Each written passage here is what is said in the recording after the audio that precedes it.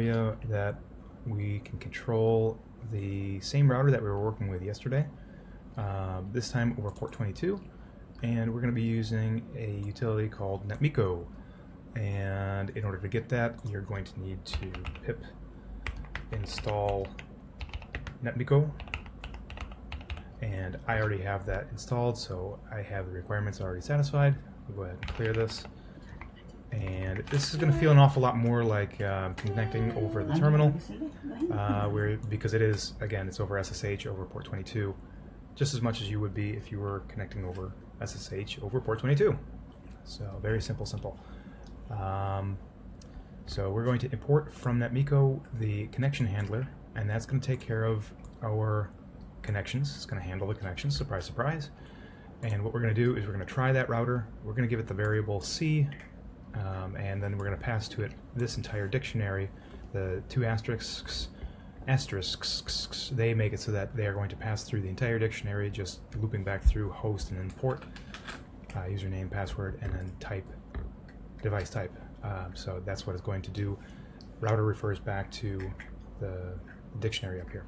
So the first command that we're going to send is enable, and that is going to get us into the interface where we normally would start sending some show commands. So we're going to just send a simple show command here as show IP interface brief.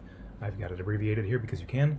And then afterward we're going to disconnect because we don't need to stay connected to that particular router for a long time. We're going to take back as an exception, we're going to set it as X, and that is going to allow us to print. Otherwise we're going to get responses. I can't remember exactly how this stuff works in the behind the scenes stuff, but all the way up until here I can explain pretty well. So I guess I got to go back and understand this part right here some more. There's a little bit of notes for myself. The exception, exactly what it does, search me. But I thought it was neat, so I'm going to show it to you. We're going to go ahead, we're going to run the code without debugging, and here we go, we're going to connect, and there it is. Now, because we're using pretty print, we're going to get that formatted in, nice JSON formatted text here. Otherwise, let's just say that if we didn't do that, we would end up looking a little bit messier, but still the same kind of information that you would expect to see from your device by issuing the show IP interfaces brief command.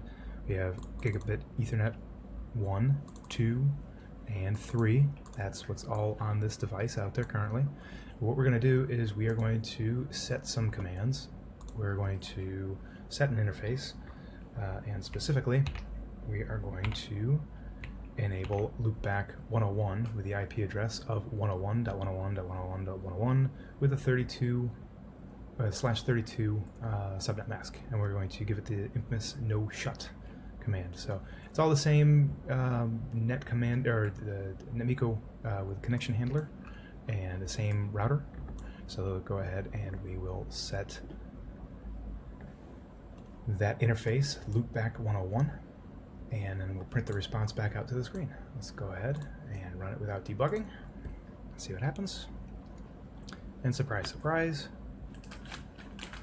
here it comes. We have everything. And Loopback 101 has been created out of thin air with the same address that we said, with a net mask of /32. Status is up. Everything is exactly as we would expect it to be. So if we wanted to confirm that, we'll come back over here and we'll run without debugging once more, and we'll see in the list with the show IP interfaces brief that we do have a mess on our screen. Let's go ahead and get back with the pretty print, and we'll run that once more. And Loopback 101 is very easy to read. Protocol is up, status is up. Now we don't want to leave that in place for the next guy who's working on this particular device, so we will comment those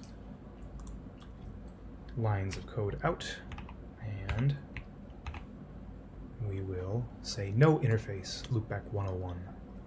Let's go ahead and run the code.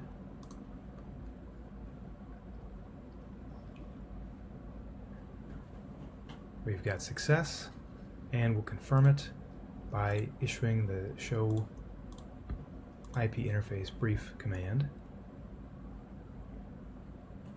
And there it is.